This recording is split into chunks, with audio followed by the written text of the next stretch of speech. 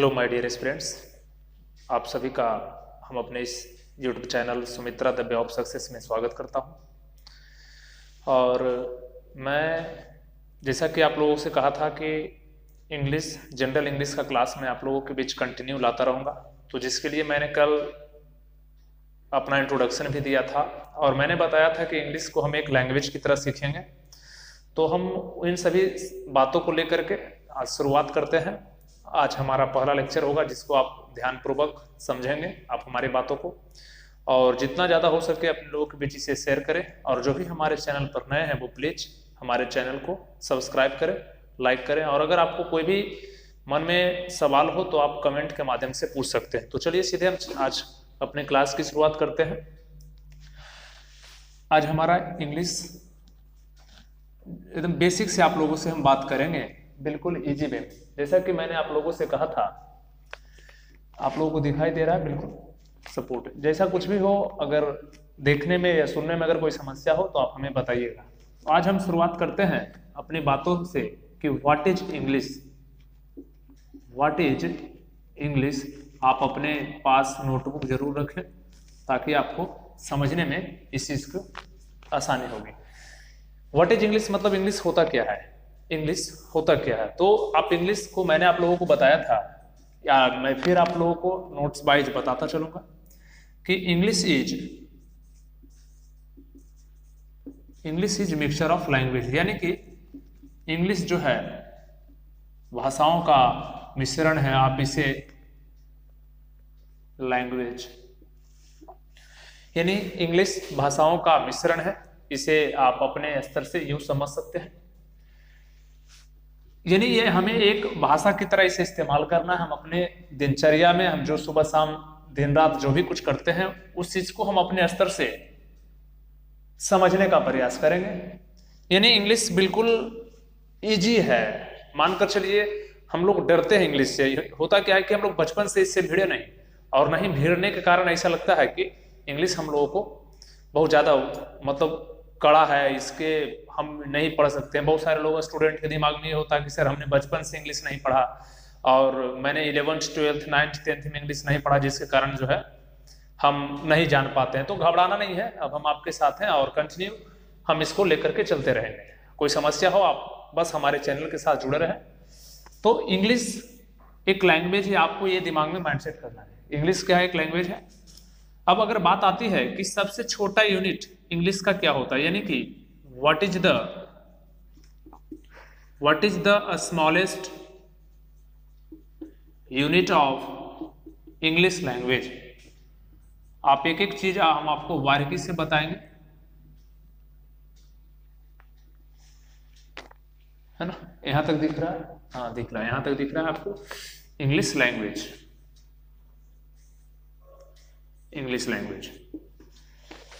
यानी कि what is the smallest unit of English language, यानी कि कहना ये चाह रहे हैं हम कि अंग्रेजी भाषा की सबसे छोटी इकाई क्या होती है। जैसे हम लोग हिंदी सीखना शुरू करते हैं तो हिंदी सीखने के लिए हमको क ख ग घ सीखना पड़ता है, अल्फाबेट सीखना पड़ता है। उसी प्रकार से हम मैथ सीखने के लिए 0 to 9 हम लोगों को पहले नंबर्स याद करने होते हैं। सेम यहाँ भी वही आपको देखना है कि हमें इंग्लिश सीखने के लिए सबसे पहले क्या सीखना होता है, अल्फाबेट। मैंने आपको बीच में बोला भी, आप ध्यान दिए होंगे। तो सबसे छोटा यूनिट जो होता है वो अल्फाबेट होता है इंग्लिश का। क्या होता है, अल्फाबेट। तो सबसे छोटा यूनिट होता है अल्फाबेट, और अल्फाबेट को हिंदी में क्या बोलते हैं हम लोग, वर्णमाला। अल्फाबेट को हिंदी में क्या बोला जाता है, वर्णमाला। और ये कितने होते हैं, अल्फाबेट 26 होते हैं। कितने होते हैं, 26 होते हैं। ये सभी आप ध्यान जानते होंगे, जो ए से लेकर के जेड तक होता है। इसमें से 5, ये 26 में से मैं आपको बता दूं, ये 26 में से 5 जो हैं वो वॉवेल होते हैं, और 21 जो है वो कॉन्सोनेंट होते हैं। बिल्कुल बेसिक से हम वो चीज बताएंगे। एकदम आपको ध्यान देना है छोटी छोटी बातों पर। एकदम A to Z सारी बातों को हम आपसे डिस्कस करते चलेंगे, आपको बिल्कुल आसानी से समझ में आएगा। एकदम जो नए हैं, अभी जो 4 5 में भी अगर पढ़ रहे हैं, वो भी आप हमारे लेक्चर्स को देख सकते हैं। हमारा कुछ लेक्चर जो है लगभग 10 लेक्चर्स आपको बिल्कुल बेसिक चलेगा। उसके बाद मैं आप लोगों के बीच अपनी सारी बातों को एडवांस लेवल में धीरे धीरे लेते चलूंगा, क्योंकि जब तक आपका फाउंडेशन कमजोर रहेगा आप कुछ नहीं कर पाएंगे।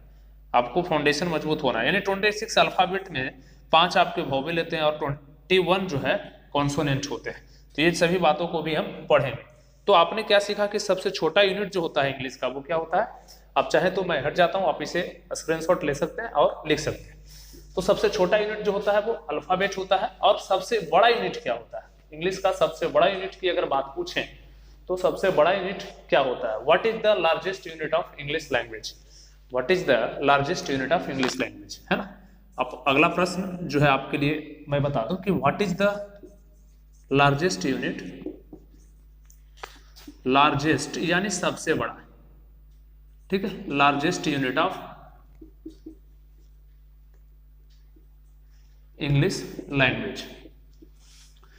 तो वो क्या होता है, यानी अंग्रेजी में सबसे बड़ा यूनिट क्या होता है, उससे बड़ा कुछ नहीं होता। यानी हम सेंटेंस कह सकते हैं, सेंटेंस। सेंटेंस को हिंदी में क्या बोलते हैं, वाक्य। यानी कि अगर हमें कोई भी एक पूरा पेपर लिखना हो, एक पूरा कहानी लिखना हो, एक पूरा किसी भी चीज को हमें लेटर लिखना हो, चाहे एक पैराग्राफ लिखना हो, तो हमें क्या होगा, सेंटेंस को जोड़ जोड़ करके हम उसे पैराग्राफ बनाते हैं। यानी सेंटेंस से बड़ा कुछ नहीं होता। इंग्लिश का अगर सबसे बड़ा यूनिट की बात करें तो सेंटेंस से बड़ा कुछ नहीं होता। और सबसे छोटा एक लेटर होता है, यानी अल्फाबेट होता है। और सेंटेंस का यूनिट जो है वो अंग्रेजी का सबसे लार्जेस्ट यूनिट जो है, यानी what is the largest unit of English language, तो you can say sentence. Sentence का मतलब वाक्य। अब मैं आपको बता दूं, आपने क्या सीखा, दो चीज सीखा, एक सबसे छोटा यूनिट और सबसे बड़ा यूनिट, दो चीज आपने सीख लिया और इजी वे में। बस आप फटाफट हमारे लेक्चर्स को शेयर करते रहें और अपने लोगों के बीच। तो अब मैं बता दूं कि वर्ड क्या होता है, व्हाट इज वर्ड।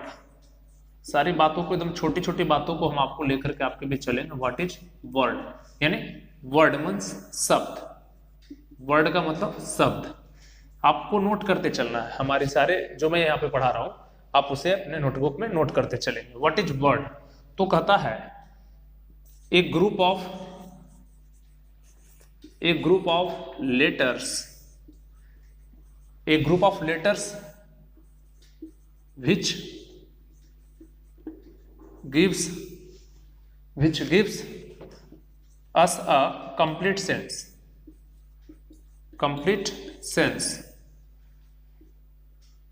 यानी कि अक्षरों का वैसा समूह, लेटर्स मतलब अक्षर। शब्द किसे कहते हैं, मैं शब्द की बात कर रहा हूं कि शब्द किसे कहते हैं। तो एक group of letters which gives us a complete sense, अक्षरों का वैसा समूह। मैं हिंदी में आपको बताना चाह रहा हूं कि अक्षरों का एक वैसा समूह जो हमें एक कंप्लीट अर्थ दे रहा हो, ठीक है। अक्षरों का समूह है लेकिन हमें एक कंप्लीट अर्थ दे रहा हो। चलिए मैं एक उदाहरण के साथ आपको बताता हूं कि मानकर चलिए ये लिखा हुआ है बी, ये ओ लिखा हुआ है, यहां तक दिख रहा है आपको, हाँ, और के। तो ये अभी अलग अलग है तो लेटर है, अलग अलग है तो ये लेटर है। लेकिन मैं ये सभी को कंबाइंड कर दूं, बी ओ ओ यानी डबल ओ और के। अब ये क्या हो गया, बुक। अब ये क्या हो गया, बुक हो गया। ये अलग अलग था तो लेटर था, यानी अक्षर था। और सारे अक्षर को यदि हम यहाँ पे लेटर्स को अगर एक साथ कंबाइंड कर दिया तब ये क्या बन गया, वर्ड बन गया। और इसका कोई सेंस निकलना चाहिए, तो इसका सेंस का मतलब इसका कोई अर्थ भी निकलना चाहिए। बुक मतलब क्या होता है, किताब। तो आप यूं समझिए इजी वे में, अब अक्षरों का समूह अगर मानकर चलिए हम इसी बुक को हम उलट पुलट कर दें, यानी कि इसी बुक को अगर हम उलट जैसे तैसे लिख दें, बुक तो है लिखा हुआ यहाँ पर दिख रहा है, हाँ, तो बुक को अगर मैं थोड़ा दूसरे लैंग्वेज में लिखूं, चलिए यहाँ पर देख सकते हैं आपको समझाने के लिए कि ये बुक जो है इसको मैं ओ बी ओ के इस हिसाब से लिख दूं, तो ये कोई देखिए लेटर्स का ग्रुप है, ये ग्रुप ऑफ लेटर्स है, ये ग्रुप ऑफ लेटर्स है, लेकिन इसका कोई सेंस नहीं निकल रहा है, इसका कोई सेंस नहीं निकल रहा, इसलिए ये वर्ड नहीं कहलाएगा, इसलिए ये जो है वर्ड नहीं कहलाएगा। मानकर चलिए हमने लिखा, यानी अक्षरों का समूह केवल नहीं, उसमें एक हमें सेंस भी आना चाहिए, इसी को हम जो है वर्ड कहते हैं, ठीक है, उसी को हम वर्ड कहते हैं। तो वर्ड आपको समझ में आया हो, आ गया हो गया। अगर आपको कोई भी समस्या हो तो आप हमें कमेंट के माध्यम से पूछ सकते हैं, मैं आप लोगों को सारी बातों का जवाब दूंगा। उसी प्रकार से आप कुछ और अन्य उदाहरण ले सकते हैं, ठीक है, कोई और अन्य उदाहरण भी आप ले सकते हैं। जैसे मानकर चलिए मैंने लिखा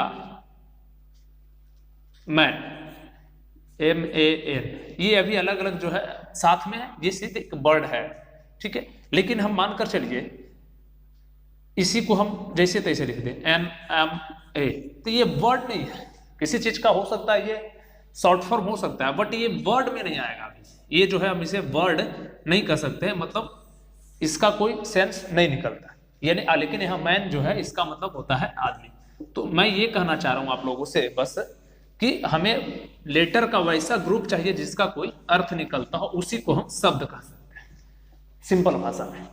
अब होता है व्हाट इज सेंटेंस, एक और है ना, व्हाट इज सेंटेंस, यहां से आपको दिख रहा है what is sentence. What is sentence यानी वाक्य किसे कहते हैं, हिंदी में भी मैं लिख देता हूं वाक्य किसे कहते हैं, वाक्य किसे कहते हैं।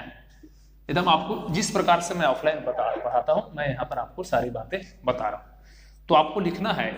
अब वहां पर हम क्या किसका ग्रुप देख रहे थे, वहां पर हमने देखा था लेटर का ग्रुप, अब यहां पर क्या हो जाएगा वर्ड का group, A group of words, a group of words which gives us a complete sense, complete sense, बिल्कुल, यानी शब्दों का एक वैसा समूह, शब्दों का एक वैसा समूह जो हमें एक कंप्लीट यानी पूर्ण अर्थ दे रहा हो, शब्दों का एक वैसा समूह जो हमें एक पूर्ण अर्थ दे रहा हो, हम उसे वाक्य कहेंगे यानी सेंटेंस कहेंगे। तो आप यहां पर देख पा रहे हैं जो लिखा हुआ a group of sentence words, a group of words which gives us a complete sense, यानी शब्दों का एक वैसा समूह जो हमें एक पूर्ण अर्थ दे रहा हो। चलिए मैं आप लोग को उदाहरण के साथ समझाने का प्रयास करता हूं। लिखा हुआ है I eat a mango, I eat a mango, ये एक according to grammar, according to parts of a speech, ठीक है, ये कंप्लीट सेंस दे रहा है। इसका हिंदी भी है अकॉर्डिंग टू सेंटेंस, इसमें सब्जेक्ट है, वर्ब है, फिर ऑब्जेक्ट है, तो सारा कुछ एक प्रॉपर वे में ग्रामर का रूल अदा करते हुए सारा कुछ ये मौजूद है। यानी ये क्या हो गया, एक ये कंप्लीट सेंटेंस है। ये क्या है, एक कंप्लीट सेंटेंस है। इसका अर्थ भी है कि मैं आम खाता हूं, मैं आम खाता हूं, इसका कंप्लीट सेंस भी मिल रहा है। ये चीज आपको डेफिनेटली मालूम चल गया। लेकिन मैं इसी सेंटेंस को उलट पुलट कर दूं, जैसे मानकर चलिए मैं लिखा इट